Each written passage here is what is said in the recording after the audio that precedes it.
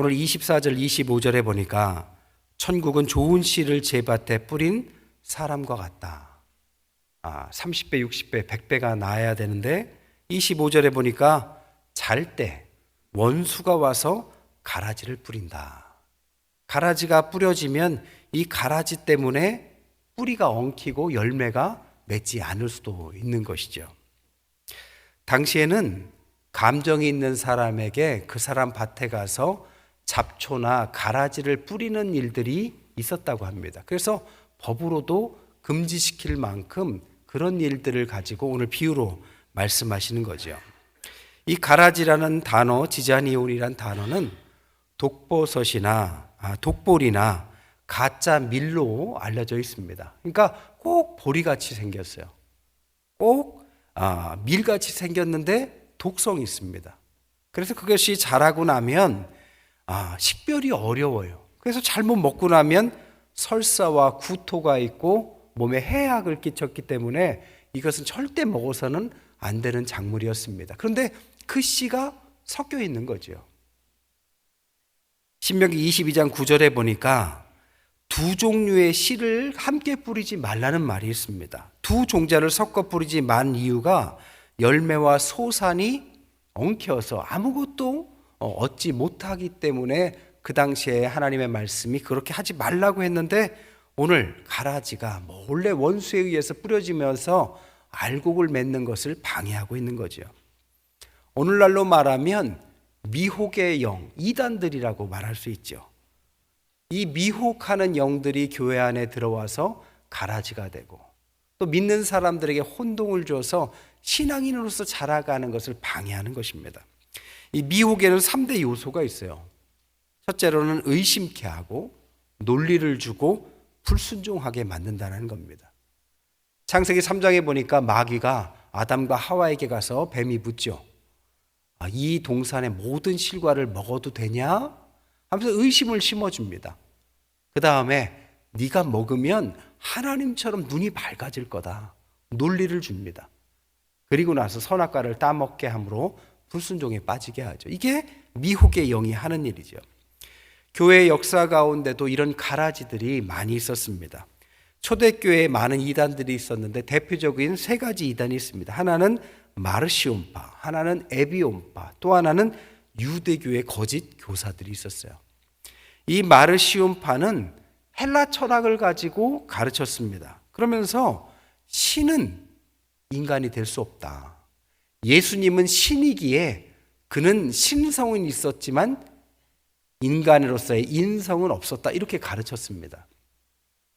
그러면서 신을 믿기 위해서 이분법적으로 신과 인간을 구분하고 계속 영적인 것만 강조해서 가르쳤어요.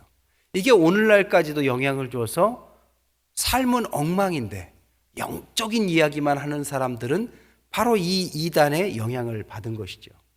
또 하나의 이단은 에비온파입니다. 최초의 이단이고 이들은 유대 사상에서 유래했는데 반대로 얘기합니다. 인간은 신이 될 수 없다.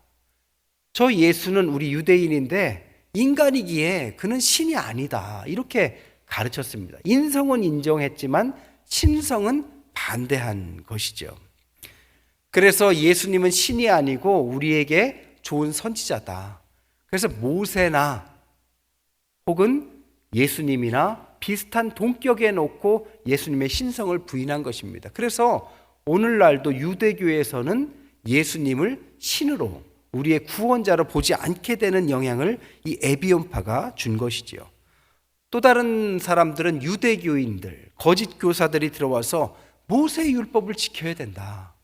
게다가 할례까지 해야 된다 하면서 가라지를 막 뿌려댔습니다.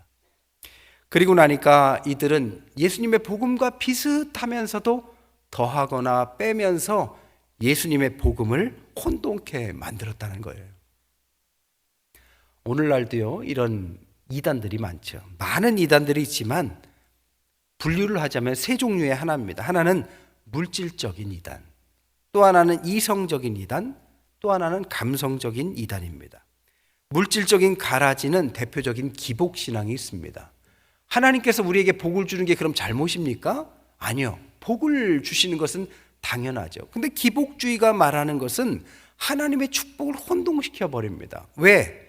기복신앙은 이런 특징이 있어요. 기복신앙은 복의 주체가 오직 나에게만 향해 있습니다. 나만 복받게, 나만 복받는 걸 원해요. 아프리카의 선교사님이나 저 튀르키예의 선교사님이 이 나라를 축복해 주세요, 여러분 중보기도해 주세요 한다면 그것을 복을 비니까 기복이라고 말하지 않습니다. 이것은 말 그대로 하나님의 축복을 바라는 거죠. 또한 기복신앙은 오래된 문제를 단박에 해결하도록 원합니다. 그래서 오랜 병도 한 번에 고쳐야 되고 경제적인 어려움도 대박이 나서 한 방에 다 해결되는 것을 꿈꾸도록 만들죠. 결국엔 이것 때문에 잘못된 길로 가기가 쉬운 거죠. 또한 기복신앙은 우리가 기도하면 금세 응답하지 않았다면 하나님이 너를 사랑하지 않는다라는 식의 미숙한 신앙을 말합니다. 이런 단순한 논리로 하나님의 복잡한 섭리를 어떻게 다 담아낼 수 있을까요? 그래서 기복신앙이 신앙 안에 뿌리 내려 있지만 우리의 진짜 하나님의 복받는 신앙의 가라지가 되기 쉽다는 것입니다. 하나님의 축복을 혼동시켜서 하나님보다는 물질을 앞세우는 것들을 그렇게 하는 것이죠. 또한 이성을 앞세우는 것은 인본주의입니다. 인본주의는 인간이 세상을 통제할 수 있다고 생각해요. 그래서 기도보다 판단이 앞서게 만듭니다. 기도하고 주님의 뜻을 묻기 전에 벌써 결정을 내리고 주도권을 혼동해서 하나님보다는 나의 이성에 주도권을 주려고 합니다. 또한 감성의 이단 가라지는 패배주의를 말할 수 있어요. 여러분 스스로 잘못했으면 회개하면 되는 것입니다. 이 회개란 것은 주님 안에서 창조적인 미래를 열어가는 것이지 자괴감에 빠져서 실패감을 갖게 만드는 게 아닙니다. 패배주의는 오히려 스스로 무력감에 빠지게 만들어요. 우리나라 같이 좋은 나라가 어디 있습니까? 그런데 헬조선 이렇게 쉽게 말을 해버립니다. 교회에 공과가 있겠지만 교회에 대해서 너무 우리 스스로 비하하고 우리가 잘못된 것처럼 계속 얘기하는 것은 회개라기보다는 패배주의에 가깝습니다. 이것은 결국에는 가라지가 돼서 신앙 안에 섞이기 시작하면 우리의 길을 잃어버리게 만드는 거죠. 가라지는 우리가 가는 길을 혼동케 해서 우리를 어렵게 하는 것입니다. 두 번째, 이 가라지의 어려움, 우리의 성장과 유지의 어려움은 혼동 때문에 알곡을 가라지로 착각하게 만들고 우리가 스스로 뽑아버릴 위험의 어려움을 준다는 것입니다. 27절, 28절에 보니까 우리가 이것을 뽑기를 원하십니까? 이렇게 물었더니 뭐라고 하십니까? 가만두어라. 가라지를 뽑다가 곡식까지 뽑을까? 염려된다. 염려의 이유가 뭐예요? 잘못 뽑을까 봐. 언제는 가라지만 뽑겠지만 잘못하다가 알곡을 가라지로 착각해서 뽑으면 그건 큰일이지 않습니까? 이 판단의 위험성을 말하는 것이죠. 여러분 누가 알곡이고 누가 가라지일까요? 천국에 가봐야 아는 거예요. 만날 사람이 못 만날 수도 있고 못 만날 사람이 만날 수도 있습니다. 우리는 그럼에도 불구하고 우리가 생각할 때 저 사람은 가라지야, 아니 이 사람은 알곡이야의 편견을 갖기가 쉽다라는 거죠. 여러분 사도 바울은 알곡입니까? 가라지입니까? 사도 바울은 평생에 그는 신념을 가지고 열심히 주님을 믿었지요. 하지만 주님을 진짜 알기 전에는 그는 가라지 중에서도 큰 가라지였지요. 하지만 나중에 주님을 진짜 만나고 나서는 사람들은 다 가라지라고 말했지만 그는 진짜 알곡이었습니다. 이렇게 똑같은 사람도 가라지도 됐다, 알곡도 되는데 우리가 어떻게 사람을 함부로 판단할 수 있을까요? 그래서 조심하라는 것입니다. 여러분 불의에 대항하여 신앙을 지키는 것과 신앙으로 악을 제거하는 것은 완전히 다른 이야기입니다.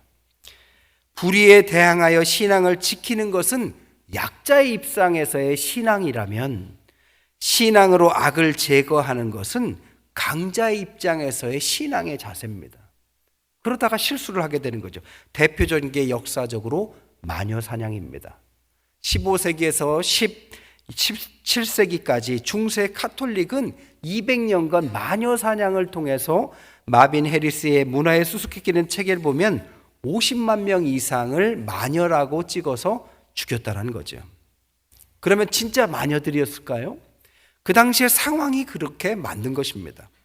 십자군의 전쟁을 일으켰는데 젊은이들이 가서 너무 많이 죽었고 카톨릭 교황에 대한 권위가 추락을 했어요. 게다가 종교개혁까지 나오니까 이 카톨릭이 내분에 대한 갈등을 외부로 돌리기 위해서 약한 사람들을 선택해서 죽인 것이 마녀 사냥이다라고 오늘날 현대 역사는 평가합니다.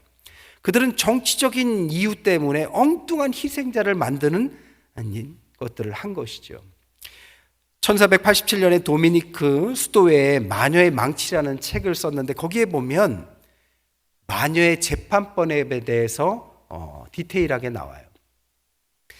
마녀들은 어떻게 재판하는 거야? 이 사람이 마녀인지 안 되는지를 판단하는 기준을 어떻게 했느냐? 여러 시험 중에 눈물 시험을 합니다. 마녀가 눈물이 있을 리가 없다. 그리고 나서 마녀로 찍힌 사람을 앞으로 데려와서 물어봐라 하는 거예요. 아니 생사의 갈림길에서 갑자기 눈물이 나옵니까? 대부분의 사람들이 눈물이 안 나와서 죽음을 얻었다라는 것이죠. 또한 불시험에 그래서 불에 타지 아니하면 마녀일 거다고 불에 태웁니다. 그러다 타 죽으면 아니었네. 하지만 죽은 거죠. 타지 않으면 마녀였겠지만 그런 사람은 없었습니다. 또한 물시험을 통해서 물에 뜨면 마녀고 가라앉으면 아니다. 여러분 뜨면은 마녀다 해서 다시 물에 집어넣었어요. 안 떠서 익사하면 마녀가 아니었네. 결국에는 결과는 다 똑같았습니다. 마녀로 찍힌 사람은 죽음을 피해갈 수가 없었어요. 심지어 우리의 역사에도 100년 전쟁을 프랑스의 승리로 이끈 잔다르크도 결국에는 마녀라고 굴레가 씌워져서 그를 화형시킨 것이 우리의 역사입니다. 여러분 항상 악을 제거하려는 자가 제일 큰 악이 될 수 있다는 것을 기억해야 합니다.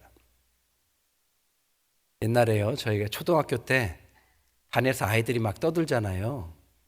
그럼 선생님이 계시면 조용하지만 선생님이 안 계실 때는 막 떠듭니다. 그러면 반장이 선생님의 권한을 가지고 얘들아 조용해 이렇게 소리를 지르죠. 하지만 선생님처럼 권위가 없으니까 아이들이 여전히 떠듭니다.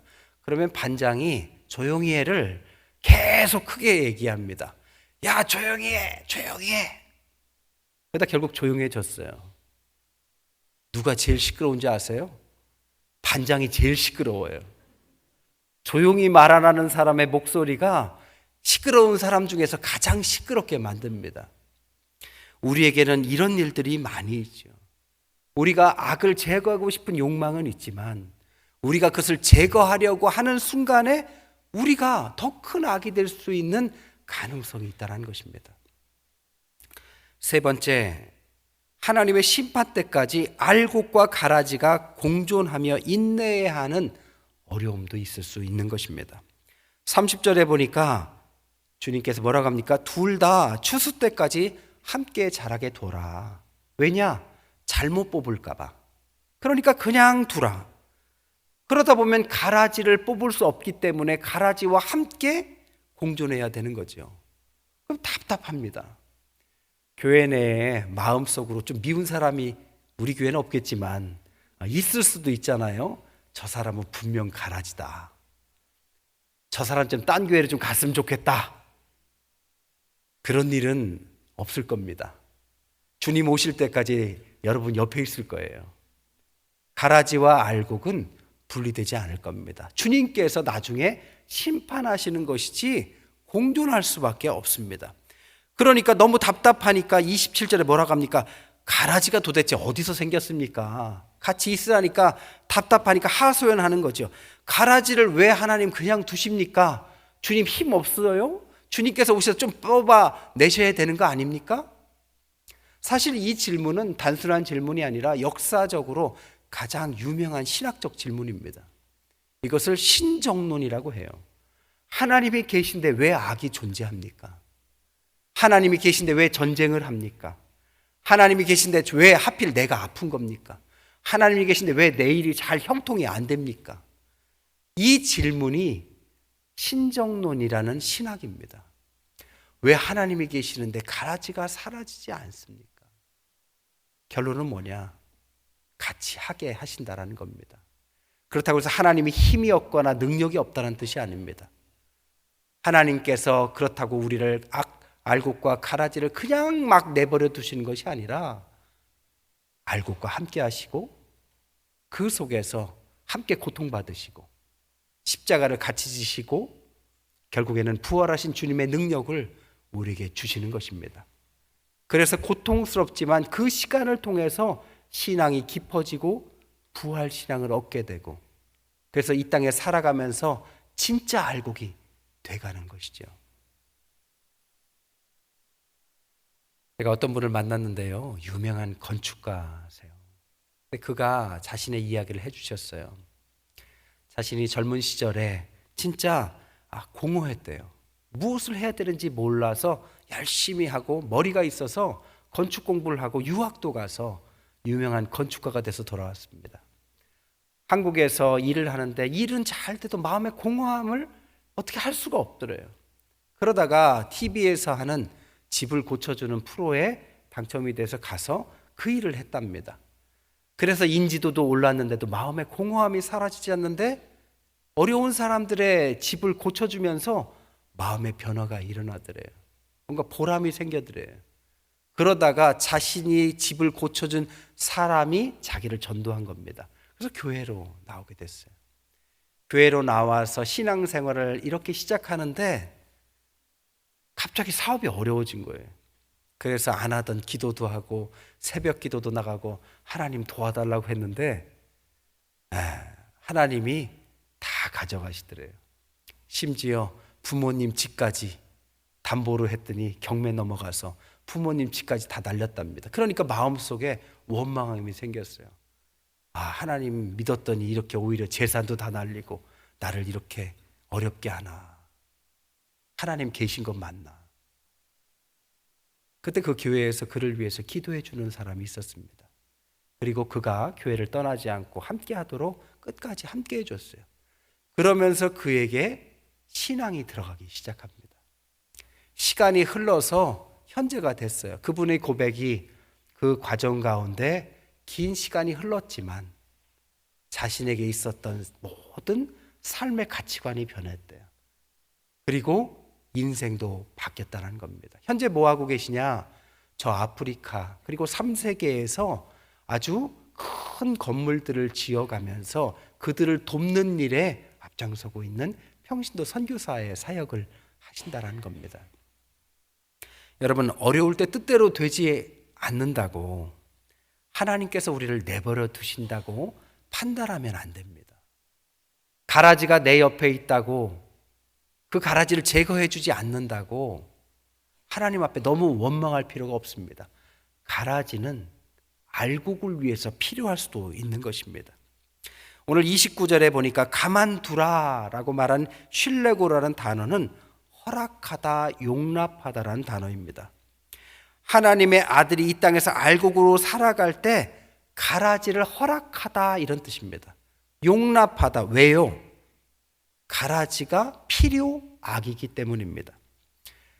욥에게 사단이 시험하겠다고 하나님께 묻죠. 그때 하나님이 허락하십니다. 용납하십니다. 그래서 욥은 어떻게 됩니까? 모든 것을 잃어가지만 결국에는 진짜 정금과 같은 욥이 되죠. 사단의 시험도 하나님의 허락 범위 내에서 허락된 것이었습니다. 그리고 더 나은 욥을 만들기 위한 사단은 필요악이었습니다. 우리가 많이 아는 예화 중에 청어떼 예화 아시죠?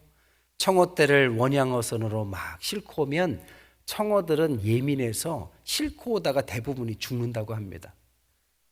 하지만 청어떼하고 작은 상어 한 마리를 넣으면 상어가 계속 잡아먹으려고 그 안에 쫓아다니면 그 안에서 청어들이 도망 다니면서 오느라고 도착했을 때 대부분 죽지 않고 상어에게 잡아먹긴 한두 마리만 죽는다고 합니다.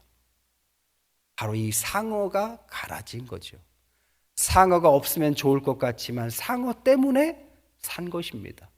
알곡은 가라지 때문에 알곡이 된 것입니다. 교회사에서도 마르시온파의 영지주의가 하나님은 신성만 있다고 말했고 에비온파가 주님은 인성만 말했다고 이야기했기 때문에 초대교회는 얼른 모여서 예수님의 신성과 인성이 다 가지고 계신 분이다라는 신학을 완성하게 됩니다. 그리고 그분을 받아들이면 믿음으로 구원받는다는 이 신층이가 바로 또 이어집니다.